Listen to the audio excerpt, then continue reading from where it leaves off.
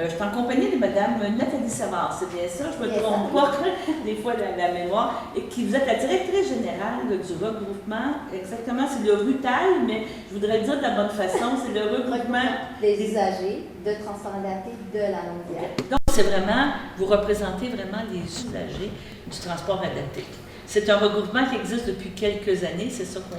On a été fondé le RUTAL a été fondé en 1997, donc on fête notre 25e année cette année.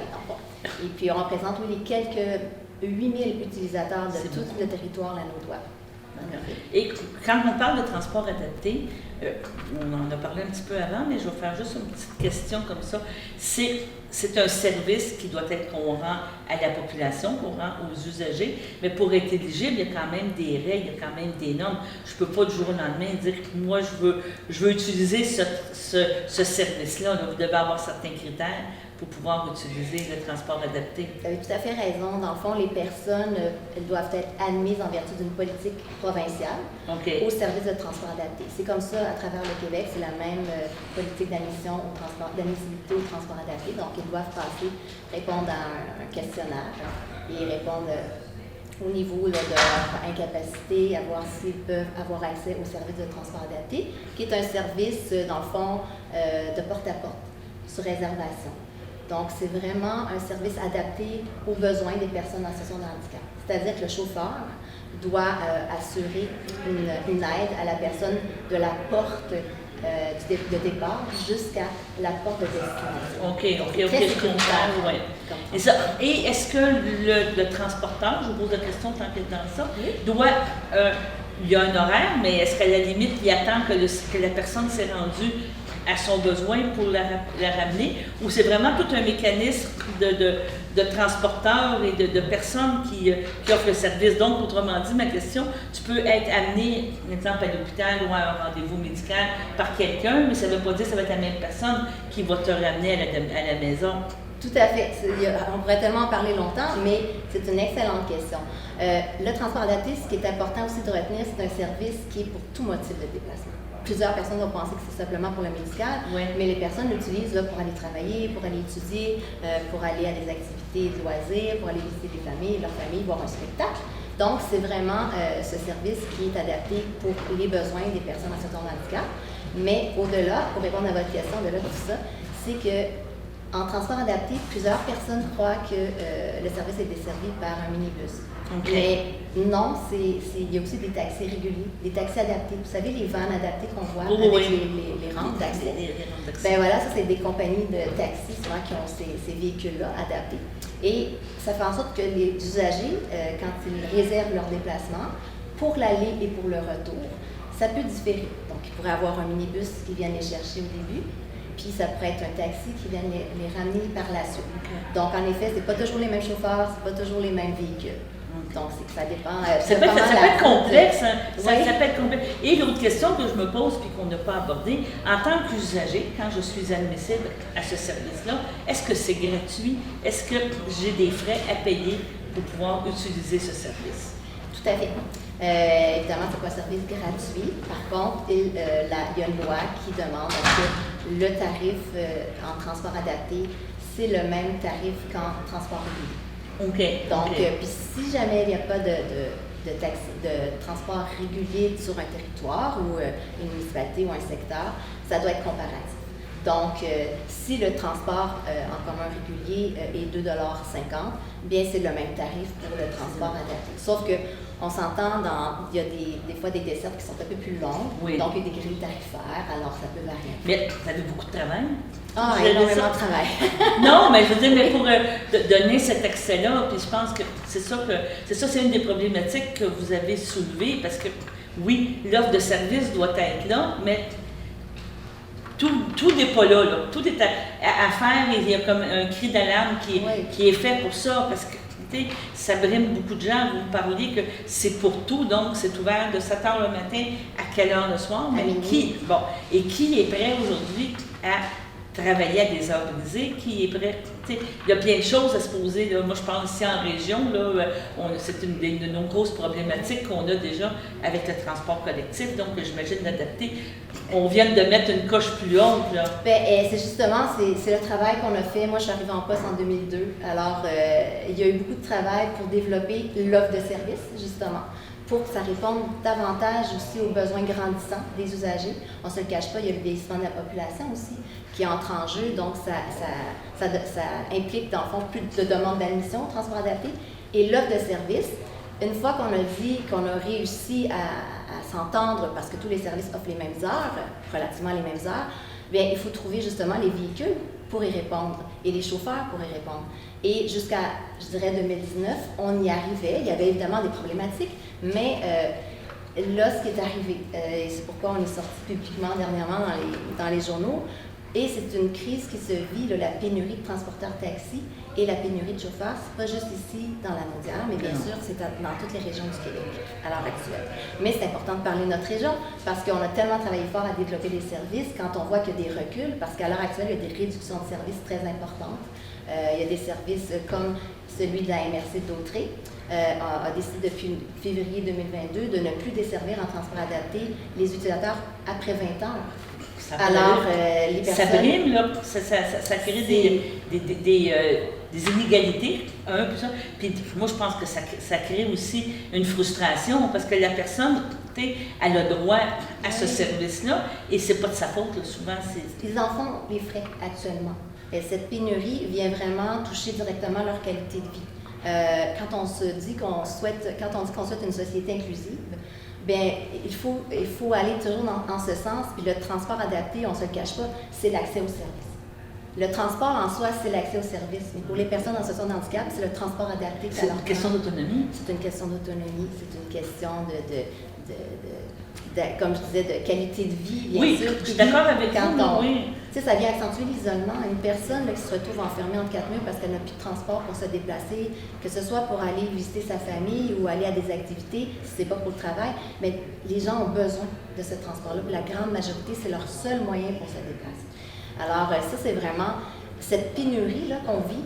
Elle a vraiment été accentuée parce qu'on la vivait un tout petit peu au début, 2019, mais parce que les besoins sont grandissants, puis les services essaient toujours de répondre.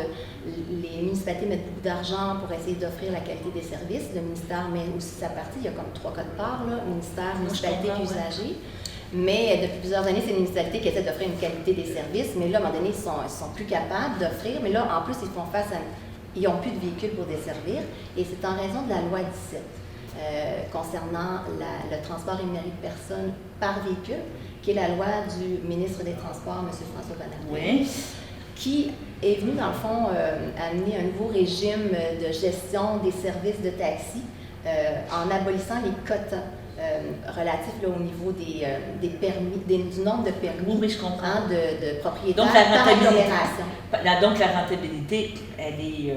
Ben, c'est la valeur des permis qui a dégringolé.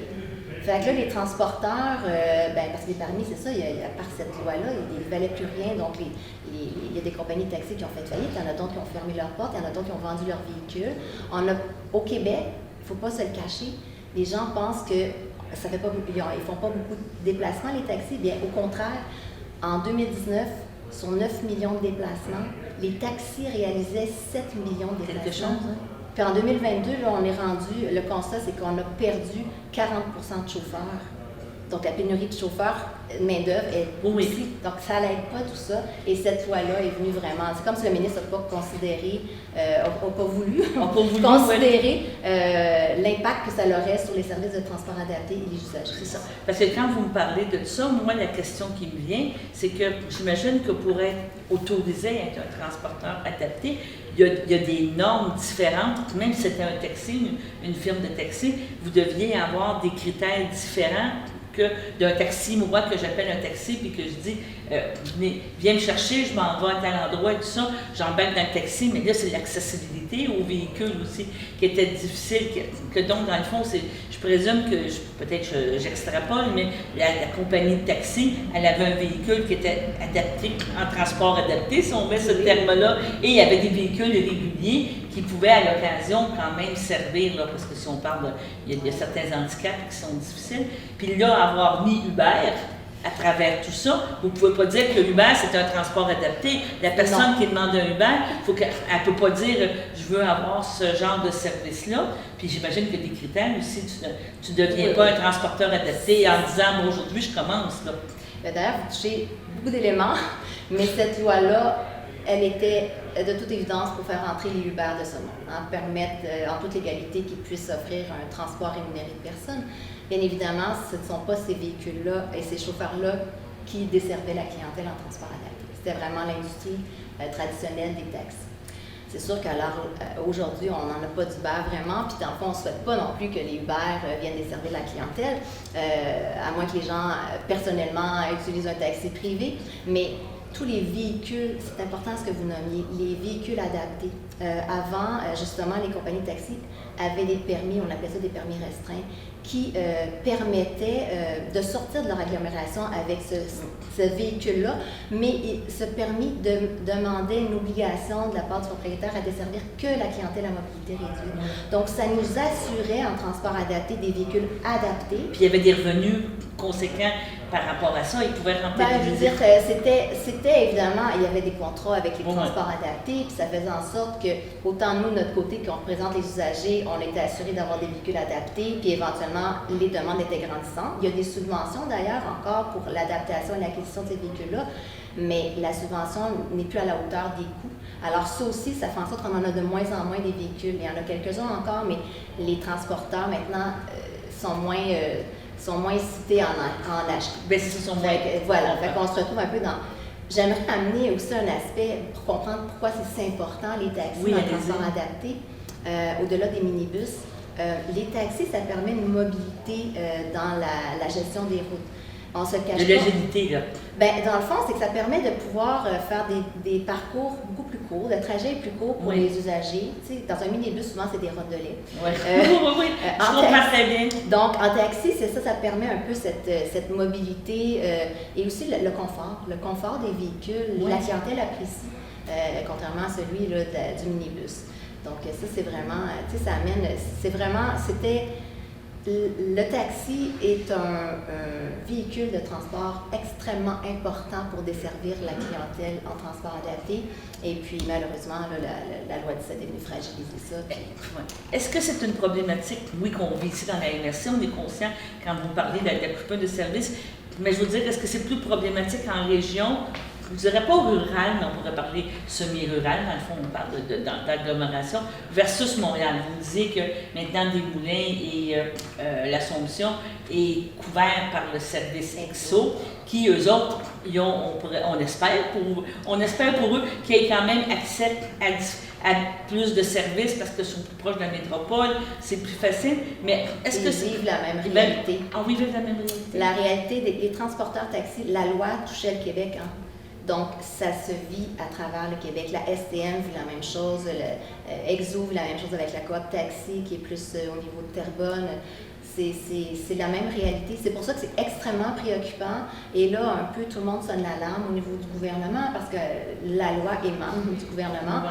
Puis, il faut vraiment trouver des solutions. Présentement, les transports adaptés de notre région essaient de s'entraider. Il y a comme des solutions, je dirais, à court terme, mais très ponctuelles, donc c'est pas à long terme. Puis les besoins, on se le cache pas, vont continuer ça ne veut pas dire que les gens, à cause de ça, vont moins sortir, ils veulent moins sortir, au contraire, ils vont toujours vouloir plus sortir, il y en a qui doivent travailler, etc. Donc ça, c'est vraiment, il faut trouver des solutions à long terme pour assurer les besoins actuels, les besoins futurs, puis la pérennité aussi du transport adapté. C'est ça là, qui est inquiétant. On se dit que les réductions de services, on peut pas accepter ça, puis on ne peut pas accepter qu'il y en ait plus. Non. Quel que soit l'endroit au Québec. C'est assez effrayant, là, quand vous parlez de choses comme ça, ça fait peur. Et moi, je vous poserais la question, là, vous avez fait votre sortie publique, est-ce que ça a eu, premièrement, des écoutes, des retombées, ou vous allez continuer de faire de l'implication? On arrive avec la fin de session, justement, avec cette semaine parlementaire et tout, mais la campagne électorale s'amène. Est-ce que vous avez déjà prévu être plus présent, être plus revendicatif? Parce qu'on entend parler, malheureusement, je veux dire, que notre gouvernement, tout est beau, tout est merveilleux et tout, mais il y a des problématiques à régler sur le terrain. Avez-vous l'écoute à ce niveau-là? Je vais vous répondre à ça. Est-ce qu'on a l'écoute? Ça reste encore à voir, en guillemets. Bon, évidemment, on a fait beaucoup d'écrits. C'est pas juste aujourd'hui qu'on le fait, mais il y a aussi, il y a comme une mobilisation qui se fait aussi au niveau du Québec, là. Il y a des lettres qui arrivent au niveau du bureau du premier ministre actuellement, pas juste de nous, mais de différentes régions. Donc, on espère qu'ensemble, on puisse faire bouger les choses. Mais au-delà de ça, ce qu'on a fait aussi il vient de se terminer aussi la Semaine québécoise des personnes handicapées. Oui. On a, pour mettre un peu plus d'accent au niveau de notre démarche et notre dénonciation de la situation, on a monté des petites capsules vidéo où on a laissé la parole aux usagers du transport adapté de la région de la Naudière pour qu'ils puissent parler eux-mêmes de l'importance du transport adapté dans leur vie. Et ça, tous les liens, on a sur notre chaîne YouTube, on a tout envoyé ça également au premier ministre, aux différents ministères, aux différents députés aussi de la région. Donc, on espère, on a eu des accusés-réceptions, bien sûr, également du premier ministre, du cabinet du ministre, bien sûr. Qui est dans notre région en plus. En plus, mais là, on a envoyé aussi ça à Québec. Donc, ils nous ont dit qu'ils avaient lu avec attention notre lettre et autres documents, et puis bon, qu'éventuellement, bon, ils vont toujours bien peut-être regarder ça, mais on verra. Mais on ne lâche pas parce qu'évidemment, il y a les élections également. Mais c'est ça veut dire. J'imagine que justement, ça va être un des sujets que quand les candidats partout vont être officiellement nommés, vous allez pouvoir les interpeller. C'est déjà fait. Là. En réalité, on ne sait pas ceux qui vont être nommés, mais c'est déjà fait au niveau des élus, des partis politiques. On a également un congrès au niveau de notre instance provinciale, qui est l'Alliance des regroupements des usagers du transport adapté du Québec en septembre. Alors, tous les en pleine campagne, vous allez En pleine campagne, on va discuter éventuellement les autres RUTA du Québec, parce qu'on n'est pas le seul. Nous, c'est notre région, mais il y en a d'autres. Il y en a un dans Montréal, le RUTA de Montréal, il y en a d'autres aussi à travers le Québec. On se réunit ensemble et puis on pourra sûrement regarder pour des suivis. C'est ça que je m'en allais dire, votre prochaine étape, c'est ça, c'est de travailler une mobilisation durant la période estivale. Parce que là, oui, c'est le beau temps, là. On s'entend que c'est plus ça peut être, premièrement, quand tu n'as pas de service, c'est moins agréable parce que tu n'en profites pas. On était tellement confinés longtemps qu'on essaye de profiter de l'été. Puis, deuxièmement, c'est ça, c'est de finir par, à l'automne, à la rentrée, être capable d'avoir un meilleur service parce que là, tout va être mis sur pause, on s'entend. Un petit peu plus, en effet. Il faut les tenir. Faut qu'ils nous oublient. C'est ça, exactement, je vous comprends. Mais c'est surtout que je dois rajouter, tantôt on disait, mon Dieu, ça fait peur, mais ça va jusqu'à. On le mettait dans notre communiqué de presse. Moi, j'étais au bureau un soir jusqu'à presque 19h.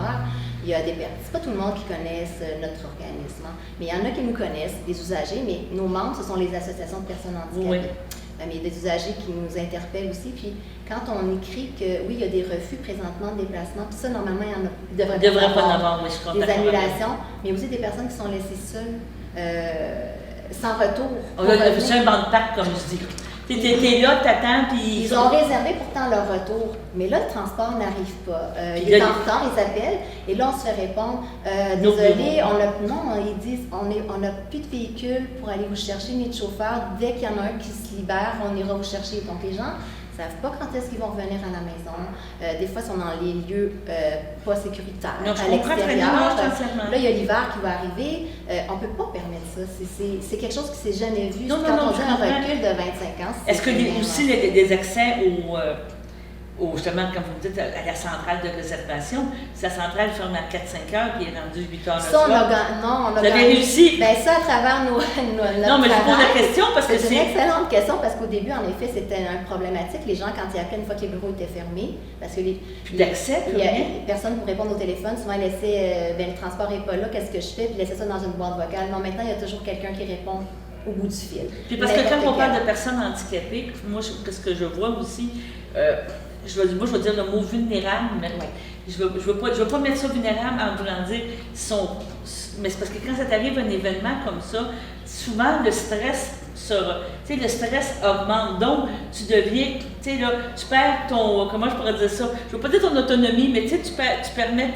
Ils se retrouvent dans une situation vulnérable. On ne se cache pas, comme vous et moi, n'importe qui pourrait se retrouver, mais eux autres... C'est quand tu arrives et que tu si personnellement, toi-même, ton taxi n'arrive pas, ton transport n'arrive pas, je dirais pas le mot tu paniques, mais tu sais, je vais dire le terme, mais en plus, tu rajoutes un handicap que la personne a des, tu sais, l'aspect sécurité, comme vous dites, l'aspect confiance, l'aspect, tu sais, de dire, la personne est là, on parle de personnes, que ça peut être autiste, ça peut être n'importe quoi qui se déplace, puis s'il y a un petit changement dans leur routine, puis c'est pas méchamment, là, c'est des gens, ça vient complètement. C'est pas des personnes non autonomes, c'est souvent des personnes que ce stress-là. En tout cas, ça vous comprenez très bien la situation, oui. Je comprends très bien, puis moi, je vous dirais, puis je veux dire, deuxièmement, je me mets avec l'entourage, la famille, tu sais, je veux dire, tu sais, je me mets dans la tête que ce soit un parent, que ce soit un jeune qui utilise ça, puis comme parent, ben, tu te dis, là, il est sur un banc de parc, aujourd'hui, on fait une entrevue, il pleut.